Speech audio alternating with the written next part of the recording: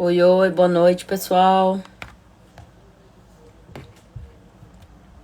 Esperar o Júlio entrar aqui pra gente começar.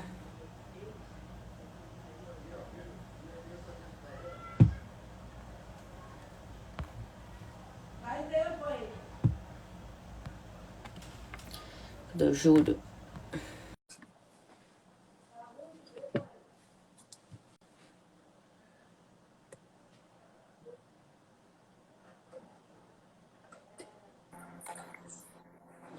E aí, Júlio? Roberta, boa noite, tudo bom? Tudo bom? Tudo jóia. E aí, pessoal, tá ouvindo certinho? Vamos ver se hoje não para esse áudio.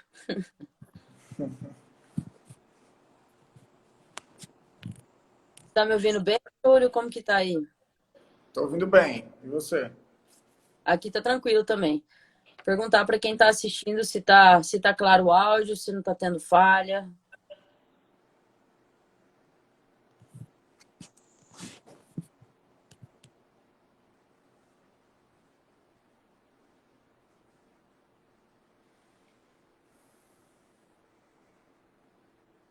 Acho que tá tranquilo, Júlio.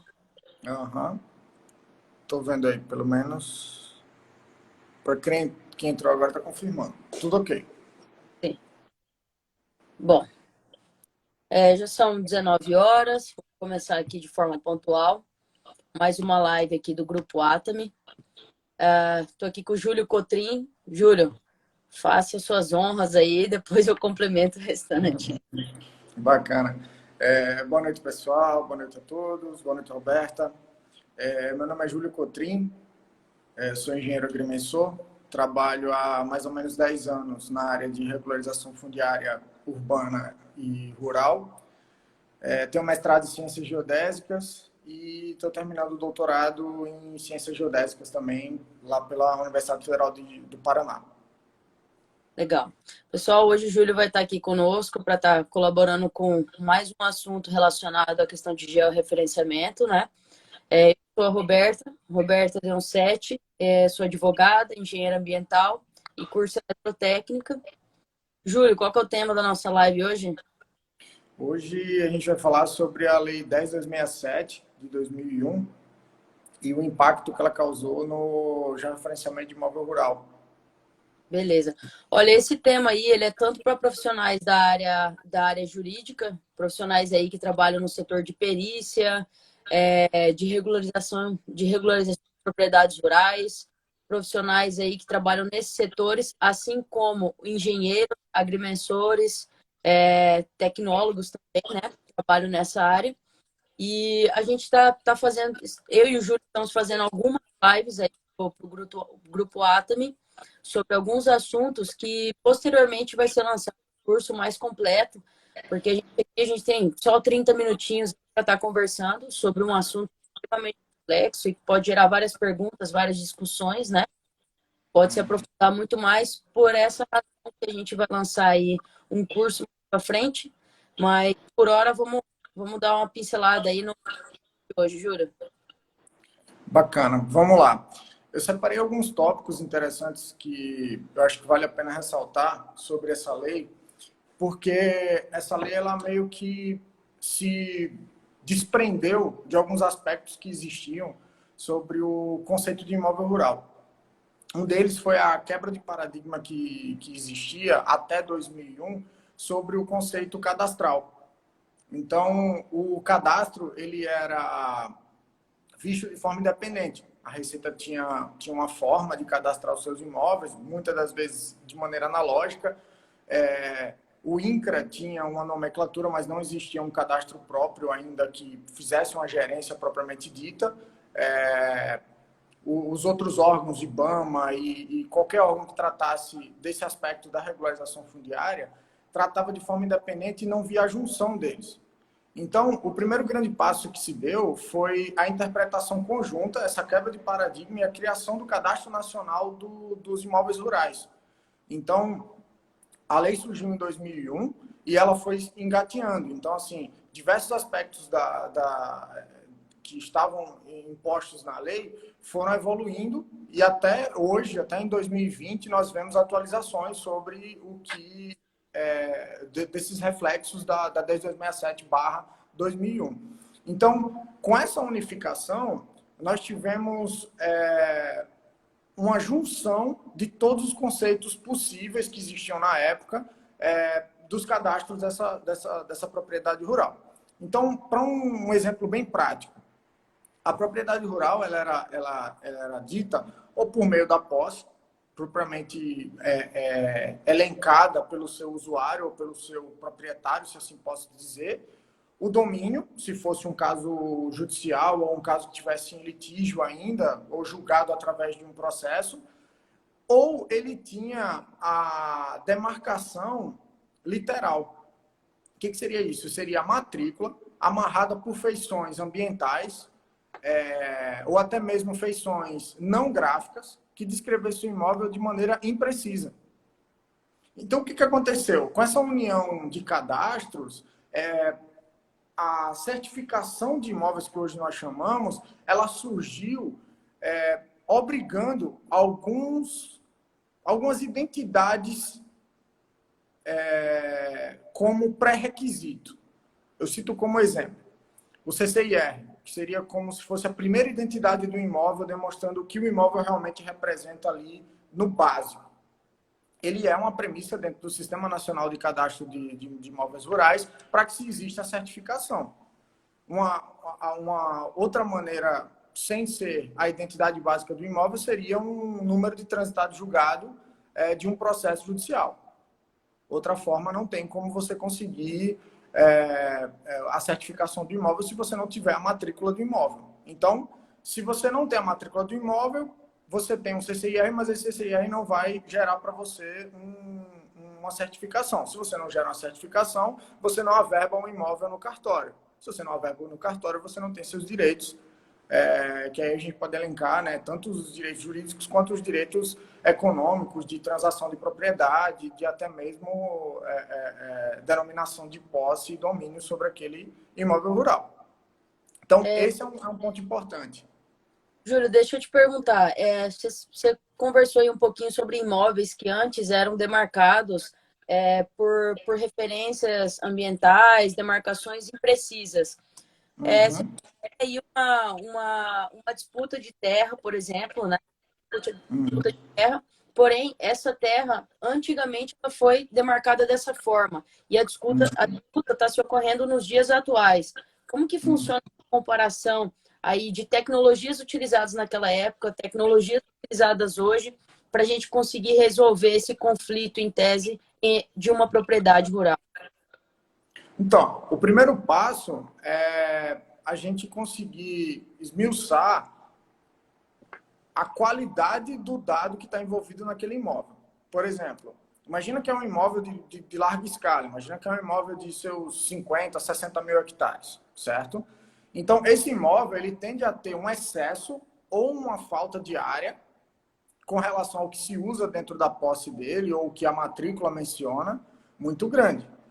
O muito grande que eu falo, dentro das proporcionalidades, pode até não ser muito, mas é aquela velha história. 10% de 60 mil hectares representam 6 mil hectares. Então, quando a propriedade ela tende a ser de pequeno porte, os 100 hectares eles conseguem ser retificados diretamente no cartório. Mas uma propriedade de médio ou de grande porte, ele tem que ser justificado esse lapso temporal entre a criação da matrícula e hoje a realidade que existe. Como que essa matrícula foi gerada? Veio de uma arrecadação federal, estadual? Como que essa arrecadação foi realmente realizada? Então, um grande exemplo que nós damos é exatamente a criação das matrículas e a denominação do imóvel perante as matrículas mais antigas no centro-oeste e no norte do país. Encara-se que na década de 60 e década de 70, o bioma Amazônia era de difícil acesso. Então, como que eu vou considerar que a demarcação feita em um bioma que praticamente não se tinha acesso físico, certo? Se não tinha acesso físico, você não conseguiria levar, mesmo que existisse, né, uma tecnologia viável, eu não conseguiria chegar lá no determinado imóvel. Então, são áreas estimadas. Mas o tempo passa, certo? Os vizinhos conseguem as suas matrículas também, você tem seus confrontantes. Então, até que ponto eu posso confiar nisso? Então, nós temos hoje capacidade tecnológica de comparar as precisões e as exatidões utilizadas anteriormente à criação da 10267 e comparar com as normativas de hoje, ajustar esses dados e ver o que é factível, né, para que se haja uma correção desse excesso ou dessa falta de hectares dentro da matrícula. E é como eu te falei, quanto maior a área, maior a problemática. Uma área que tem um excesso de 6.000 hectares não é tão presente a correção e não é também tão simplória a metodologia de uma correção de uma área de 100 hectares que aumentou para 110. Então, tudo isso tem que ser desmiuçado. O histórico da matrícula, da criação dela e das arrecadações vizinhas, dos seus confrontantes, assim como a tecnologia utilizada na época. Hoje nós temos capacidade de reestruturar todo esse lapso temporal e absorver o que realmente foi de boa-fé adquirido ou incorporado na propriedade como posse, né, dela, ou o que foi realmente sem compromisso mencionado na matrícula. Perfeito. Aproveitando aqui, pessoal, aqueles que tiverem alguma dúvida relacionada aqui aos temas apresentados, vocês podem mandar aqui, que ao final eu e o Júlio vamos disponibilizar aí uns 10 minutos para resposta de perguntas, mas nada impede também de, durante a apresentação, a gente dando uma pausa para ir respondendo, né, Júlio? Uhum. Isso mesmo. Mas tranquilo, vamos tocar. Tá. Então, outro aspecto importante foi o componente gráfico, né? Essa pergunta que você fez inicialmente, ela seria mais simples para a década de 60, 70, 80, ou seja, tudo que vem antes da 10267, se existisse um componente gráfico que fosse certificado ou que fosse homologado, fiscalizado por um órgão e que dissesse que aquela representação ela se apresenta fiel às divisões de às confrontações do imóvel, ou seja, a delimitação do imóvel ela se apresenta de forma padronizada, tanto do aspecto gráfico quanto do aspecto da averbação na matrícula, certo? Então, essa componente ela só conseguiu entrar em 2004, que foi quando, através da primeira edição da norma de georreferenciamento de imóvel rural, definiu-se, na verdade já estava definido dentro da 10267 quem seria o órgão fiscalizador, mas não existia normativa ainda.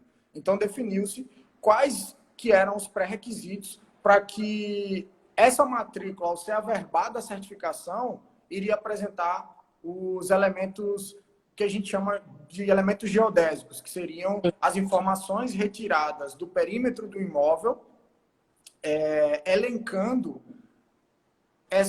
através da padronização da normativa de georreferenciamento, quais que seriam os limites do imóvel e que seriam, na premissa, né, incontestáveis, a não ser que existisse um litígio futuro ou que existisse um erro técnico determinado por outro profissional da área. Ou seja, ali não entraria mais o aspecto jurídico e de averbação cartorial, entraria apenas uma discussão técnica, pois o aspecto jurídico ele já estava presente na criação daquela matrícula e, posteriormente, a certificação, a averbação cartorial daria o direito dele de realmente utilizar a propriedade rural. Então, nós teríamos ali os aspectos geodésicos, técnicos, normatizados, padronizados, ou seja, todas as propriedades, elas, independente do profissional que realizasse os trabalhos, elas teriam uma linha bem definida de definição desse imóvel rural e seria averbada da mesma forma, independente do cartório a nível de Brasil, que esse imóvel fosse registrado. Então, esse aspecto gráfico ele ajudou bastante, tanto o cartório a compreender a malha fundiária, quanto ao próprio usuário. Porque, apesar de leigos, a grande maioria, né, hoje é fácil encontrar proprietários rurais que conseguem entender o aspecto gráfico da propriedade dele, onde que estão os vértices confrontantes, onde que estão as linhas de domínio e por aí vai. Entendeu? Esse aspecto gráfico ele mudou bastante a visão da gestão dos imóveis rurais perante a malha fundiária. Até essa própria discussão aí que você falou, mais técnica, que é onde se inserem os profissionais que atuam na parte de perícia, né, Júlio? Tanto a perícia aí que se enquadra o advogado como o profissional da área de engenharia também, que é justamente essa questão de a se apresentar por uma das partes um laudo, uma defesa em relação àquela propriedade, e a outra parte concordar ou não com com aquilo que está sendo levantado por aquele profissional. Então, nesse momento é que se enquadram esses profissionais da perícia, justamente para auxiliar dentro de um processo, dentro de um litígio, né? Exatamente, exatamente. Existe uma demanda muito grande para o que a gente chama de agrimensura legal, que nada mais é do que a inserção do engenheiro agrimensor, engenheiro cartógrafo ou profissional da área dentro desse ambiente jurídico, e o ambiente jurídico profissional, né, dessa linha jurídica, entrando nessa argumentação juntamente com as peças técnicas desenvolvidas pelos técnicos da área de engenharia ou de agrimensura e cartografia. Essa questão de perícia é muito interessante, porque a grande parte das perícias que chegam dentro dos órgãos federais ou estaduais, ou que existe uma necessidade de particular em forma de litígio, elas chegam de uma maneira muito crua. Ou seja, apesar de existir uma discussão a respeito de quem realmente tem a dominialidade do imóvel, porque a posse ela está sendo já vista em campo, né? Fisicamente é possível ver a posse, de uma maneira bem crua e bem primária, a discussão inicia exatamente por não compreender os limites reais do imóvel. Muitas vezes o proprietário ele tem historicamente aquela posse, mas ele não tem a certeza de que o imóvel dele é realmente delimitado da forma como a cerca ou como as feições naturais descrevem. Então, é nessa hora que seja a petição ou a argumentação jurídica vai se embasar totalmente no aspecto técnico para que se consiga futuramente esse domínio e que se gere futuramente uma averbação cartorial, ou seja, uma retificação do que existe hoje da posse desse litígio, né, que envolve dois usuários, geralmente, sejam eles particulares ou particulares e uma entidade maior. Perfeito. Pessoal, só para fazer uma retrospectiva aqui, para quem estiver chegando e tiver alguma dúvida sobre o assunto, pode estar encaminhando as perguntas aqui que nós vamos estar respondendo durante a live, tá? E, mais uma vez, essas são algumas lives que estão ocorrendo para dar uma pincelada sobre vários assuntos que vão ser temas de um futuro curso aí que o Atomy vai apresentar para nós, tá bom? Júlio, pode seguir. Escorregou o celular aqui.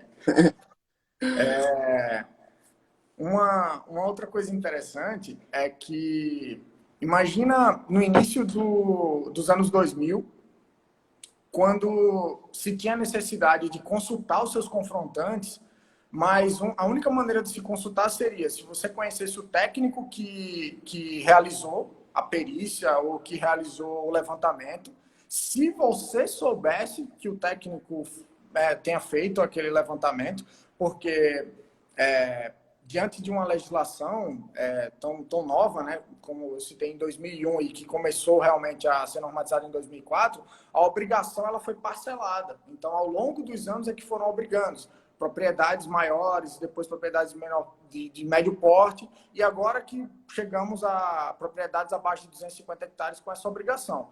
Então, imagina entre 2004 e 2006, com a dificuldade que existia de acesso à informação, você conseguir informações sobre o teu confrontante, que não necessariamente tinha um projeto.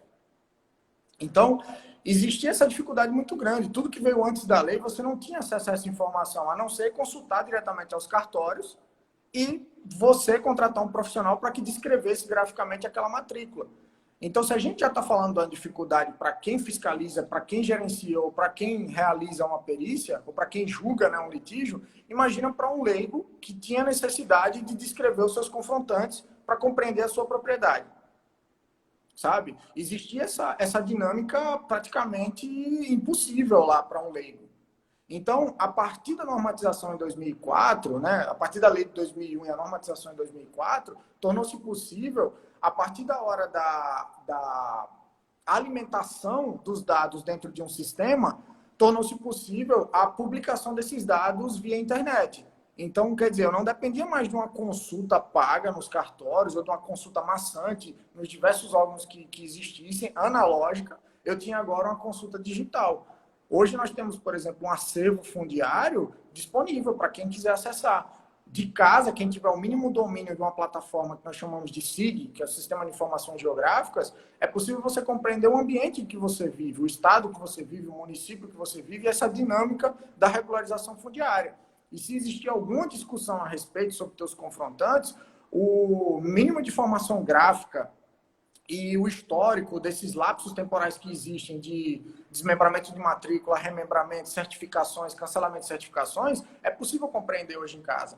Então, graças a 10267 de 2001 e toda a normatização, com as suas gestões e com a sua disponibilização de dados, hoje é possível que aquele que era considerado leigo tenha um conhecimento mais apurado sobre o assunto e não fique apenas naquela dependência de terceiros. Certo.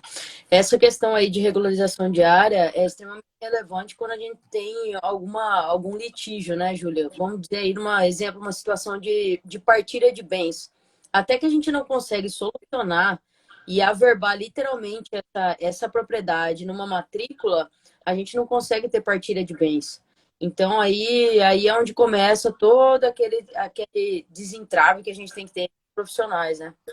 Uhum, exatamente. Existem casos famosos em Mato Grosso, em outras regiões de grandes extensões, de propriedades acima de 100 mil hectares que demoraram anos e anos para poder se compreender devido a essa não atualização dos dados. Ou seja, você tinha ainda aquela matrícula que nós denominamos de matrícula mãe, né, que é a primeira matrícula que se tem de regularização antes dos desmembramentos para os herdeiros ou para as pessoas envolvidas na ação, né? Então, essa compreensão ela é bem necessária. Por isso que é um trabalho multidisciplinar. Não é possível o engenheiro sozinho conseguir chegar no laudo pericial que consiga determinar de quem é essa partilha ou para onde que vão os desmembramentos, entendeu? Não necessariamente, né? Sim, sim. Pessoal, quem tiver alguma pergunta aí relacionada ao assunto, daqui uns 10 minutinhos que falta, né, Júlio, para fechar 30, a gente vai liberar as Se perguntas. alguém já tiver alguma pergunta, já pode ir mandando. Vamos fazer assim, eu vou fechar mais um tópico e aí a gente abre para pergunta, pode ser? Beleza. Tá. Um outro grande ponto é que, como essas regiões, principalmente o centro-oeste e o norte do país, sempre estão nos holofotes devido aos biomas envolvidos, o Cerrado, o Pantanal, a Amazônia, essa expansão do agronegócio, muitas pessoas às vezes me perguntam de outros estados se essa lei ela é uma lei estadual. Não, é uma lei federal, né? É uma lei federal, ela serve para todo o território brasileiro, só que como a divisão de propriedade ela tende a ser de propriedades maiores, de extensões maiores, nas regiões hoje com expansão, né? Mato Grosso, Pará, o Amazonas, por exemplo, são bons exemplos de propriedades de grande porte, acima de 100 mil, 200 mil hectares, muitas vezes uma propriedade, é algo que muitas vezes torna-se difícil de um estado do Nordeste imaginar uma propriedade de 100 mil hectares, porque o seu aspecto fundiário vem de muitos anos antes. Então, nós temos aqui em Mato Grosso municípios de 30 anos de idade, de 29 anos de idade. Lá no Nordeste, os municípios, como são mais antigos, a divisão de propriedade, o desmembramento das propriedades já foram feitos há um bom tempo. Isso reflete no nosso acervo fundiário em propriedades cada vez menores. Então, como a extensão territorial do Brasil é muito grande, é continental, temos que imaginar essa gestão sendo feita de maneira federal, mas que essa organização estadual, ela muitas vezes difere de um estado para o outro. Uhum. Perfeito. Vamos abrir aqui para as perguntas, Júlio, para quem tiver? Pode ser. Ó, pessoal, 5 minutinhos aí para quem tiver alguma pergunta relacionada ao assunto. Para aqueles que chegaram agora, mais uma vez, esse está sendo mais um tema apresentado aí em parceria com o Júlio nas lives. Um dos temas que a gente vai abordar aí dentro de um curso mais complexo e mais aprofundado sobre o assunto, tá? Então, agora eu vou deixar só uns minutinhos aí para quem tiver pergunta mesmo. A gente responde as perguntas e, ao final, a gente já encerra a live, né, Júlio? Isso aí. Pode seguir. Acho que teve um comentário aqui da Luísa Lopes. Enquanto isso não for regularizado, a situação do desmatamento só vai piorar. Isso é meio polêmico, né? Assim, hoje nós vemos bastante veículos de informação discutindo essa questão. Acho que o principal ponto é elencar que regularização ambiental só se faz depois da regularização fundiária rural, né?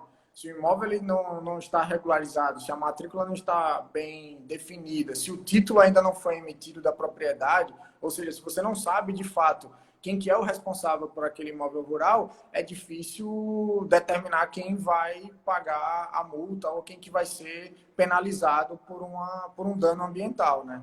Eu acho que esse é o comentário meio que deixa dentro das discussões atuais, dentro de um nível de discussão mais ameno, né? Para não ir tão profundo e não polemizar. Mas eu acho que tem uma relação direta, mas só se faz regularização ambiental após compreender o imóvel. Para compreender o imóvel, você precisa entrar no estágio final da regularização fundiária rural. Perfeito. Respondido, Luísa? Vamos ver se tem mais alguma pergunta aqui. Júlio, tem mais algum ponto que você quer fazer de fechamento relacionado a esse tema? Tem uma pergunta aqui, peraí. Do Marçal Falcão. Quais são os benefícios para os proprietários e para o poder público com a regularização dessas propriedades nos estados que não incentivam essas políticas, como no Nordeste, por exemplo? Tá, quais são os benefícios para os proprietários? Tá. O primeiro grande ponto que se tem que discutir é o seguinte: como que se faz gestão sobre algo que não está dentro de um sistema a ser gerido, né? O primeiro ponto é esse. Então, na outra live, a gente até perguntou o seguinte: como é que alguém consegue um financiamento no banco, deixando como garantia um imóvel, só que esse imóvel para base fundiária ele não existe? Exatamente. Já começa por aí. Então, assim, o benefício do proprietário é, poxa, represente sua propriedade. Voltou? Acho que tinha saído Voltou aqui a minha câmera. aqui. Mostre que você está regularizado, mostre que não existe nenhuma penalidade e leve sua matrícula como garantia, e esse banco tende a te beneficiar, né, O com crédito. essa demanda, com esse crédito e tal. Outro ponto importante é o seguinte: imagina a malha fundiária como uma rede. Então, se essa rede se fragmenta, a malha fundiária ela fica cada vez mais sensível aos erros, tanto dessa padronização que nós citamos, quanto aos excessos das propriedades e quanto ao exemplo que você citou, uma questão de partilha, um litígio, ou até mesmo qualquer assunto que gere essa necessidade judicial. Então, como é que o Estado, no caso aí a pergunta foi para o proprietário, né? O proprietário ele se beneficia, primeiro, sabendo quais são os limites de propriedade, ou seja, não terá litígio nenhum com seus confrontantes. Segundo, ele consegue ter o imóvel dele bem representado, padronizado e certificado dentro dos órgãos que estão dentro dessa malha fundiária, seja ele a Receita Federal, seja ele o IBAMA, o INCRA, é porque também depende muito da fonte do imóvel, né? O imóvel ele pode ser de arrecadação federal, arrecadação estadual, então não necessariamente seja a matrícula, mas pode ser o título, né? O título de domínio. Então, o que acontece? Os benefícios são inúmeros, ele só tende a ganhar o proprietário. Agora, vamos lá para... Oi. Benefício econômico do proprietário da propriedade rural também, né? Se ele tem Isso, uma crédito. E hoje se fala... hoje a tendência é se falar só de crédito para quem consegue regularização fundiária. E aí a gente fazendo um paralelo com a pergunta que a Luísa fez, se você põe o gancho depois da regularização fundiária, regularização ambiental, a gente fala dos diversos fundos que estão surgindo aí para propriedades que têm a consciência ambiental. Então, assim, créditos, a propriedade nunca vai deixar de ter se ela se demonstra dentro da legislação vigente. Para os gestores, o benefício é que eles sabem onde estão os problemas e ele consegue propor soluções porque ele está enxergando o problema. Não é Ele tem apenas dados, né? Aquelas propriedades determinadas, ele sabe qual que é a área de reserva legal, a área de reserva permanente, porque está tudo disponível na base de dados, né? isso, porque o grande ponto é o seguinte, o georreferenciamento de imóvel rural, né, que seria a premissa da 10.2007 para essa criação desse cadastro, ele não para só na definição do limite de propriedade, ele vai além. Você pode utilizar ele para fazer o teu recibo do cadastro ambiental rural. Através do cadastro ambiental rural, você pode fazer todas as regularizações que envolvem as linhas de regularização ambiental, a parte de crédito, a parte de produção, a identidade da propriedade produtiva. Vai muito além disso, entendeu? Então, assim, os benefícios para o usuário, na verdade, é o seguinte, ele tem benefícios, mas não vamos esquecer que isso é uma obrigação. Ou seja, não é ele fazer ou não fazer, a lei obriga ele a fazer. Uhum. Até se tratando, por exemplo, de uma propriedade embargada aí, qual que é o benefício de você ter uma parte da sua propriedade onde você não vai poder produzir, onde não vai poder gerar aí um benefício econômico, né? Então, por que não regularizar? Exatamente. Você falou um tema interessante, só para eu concluir assim, os embargos, tanto na esfera estadual quanto na esfera federal, existem diversas propriedades a serem regularizadas que estão embargadas exatamente porque não tem o projeto inicial, que seria o referenciamento de um imóvel rural, entendeu? Se ele tivesse a certificação, o processo dele estaria andando. Exato. Júlio, tem mais uma pergunta aqui da Temi Agro. Júlio, o que tu acha das ferramentas de gestão da malha que a gente tem hoje? Olha, eu vejo assim, né? Eu sempre brinco do seguinte: hoje a gente vê imagem de satélite, né? Vê os mosaicos disponíveis do Google, vê os aerolevantamentos. Muita gente vê hoje como novidade. Só que a gente está falando de uma tecnologia que surgiu no final da década de 70, as ferramentas de gestão no final da década de 90, no final da década de 80, e o uso, né, a nível de mundo, praticamente no final da década de 90, começo dos anos 2000. Só que isso às vezes demora para chegar dentro da sociedade. Então, muitas vezes o que nós vemos já como dentro da esfera científica, dentro da esfera técnica de alto nível, como ferramentas ultrapassadas, muitas vezes o poder público começa a usar agora. Isso não é desprezível, sabe? Então, assim, o SIGEF hoje, que é o Sistema de Gestão Fundiária, ele é muito melhor do que o SNCI, que era o Sistema Nacional de Cadastro de Imóvel Rural, que utilizavam ferramentas dentro de softwares proprietários. Ou seja, hoje a gestão fundiária ela é feita dentro de um software do governo, dentro de uma plataforma do governo, tendo uma gestão de banco de dados do governo e sem essa dependência externa, certo? E os softwares utilizados para essa gestão, se precisar de uma consulta externa, são softwares livres e de código aberto. Tem como melhorar? Sempre tem como melhorar, entendeu? Eu cito um exemplo para você do seguinte. Uma certificação de imóvel rural, vamos colocar o mais próximo possível, em 2012, podia demorar, se o processo continuasse, né, daquela forma, até 6 anos. Tem casos de 10 anos que demorou-se a criação do processo até a certificação desse imóvel. Hoje, se o imóvel não tiver empecilho nenhum e se a propriedade for bem demarcada dentro das normas, hoje de referenciamento de imóvel rural, o imóvel é certificado em 1 minuto. Sabe? Então, assim, a gente está falando de uma melhoria na gestão que eu acho que é muito mais importante do que citar a melhoria de tecnologia em si. Porque muitas vezes você tem a tecnologia na mão, mas você não tem uma gestão sobre aquela tecnologia, sabe? Que é o caso que eu estou te falando. Talvez utilizar imagens de satélite de alta resolução em 2005, 2006, que já existiam, muita gente acha que não, mas existiam, por exemplo, imagens do satélite Iconos em 2006 de 50, 60, abaixo de 1 metro. de resolução espacial. Mas talvez não existissem software dentro da gestão pública capaz de fazer aquela gestão eficiente dos dados. Então, acho que a gestão pública ela caminha devagar, é claro, mas temos também que elogiar. Se compararmos até 2012 e a partir de 2013 o avanço com o sistema de gestão fundiária, é o exemplo que eu te dei. Alguns processos demoravam até 10 anos para garantir a certificação e depois de 2013, se tivesse dentro da padronização e não houvesse nenhum empecilho como litígio ou alguma ação judicial ou algum problema com a matrícula, em 1 minuto você conseguia e consegue ainda, né? Perfeito.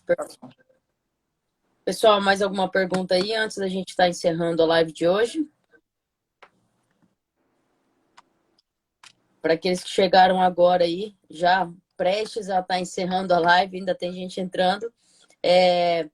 Esse foi um dos temas, ele vai ser divulgado aí no feed do Grupo Atomy, para quem quiser verificar depois, assim como foi a live anterior também. Daqui até final de novembro, né, Júlia, se eu não me engano, nós temos alguns... Cada 15... Eu acho que a gente tem até segunda semana de dezembro. Segunda semana de dezembro.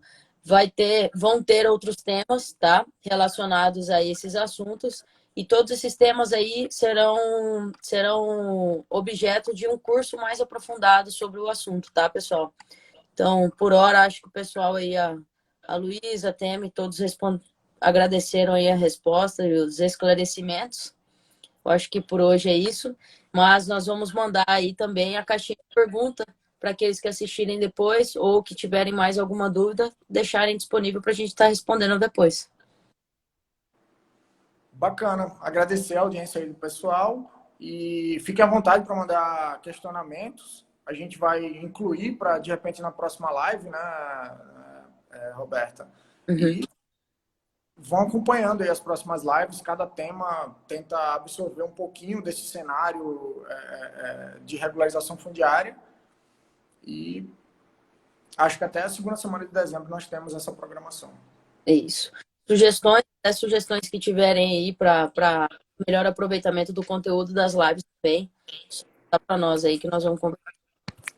Ok? Então, obrigada mais uma vez aí, pessoal. Obrigada, Júlio. Obrigado, Roberta. Obrigado, pessoal. Próxima live. Tchau, até mais.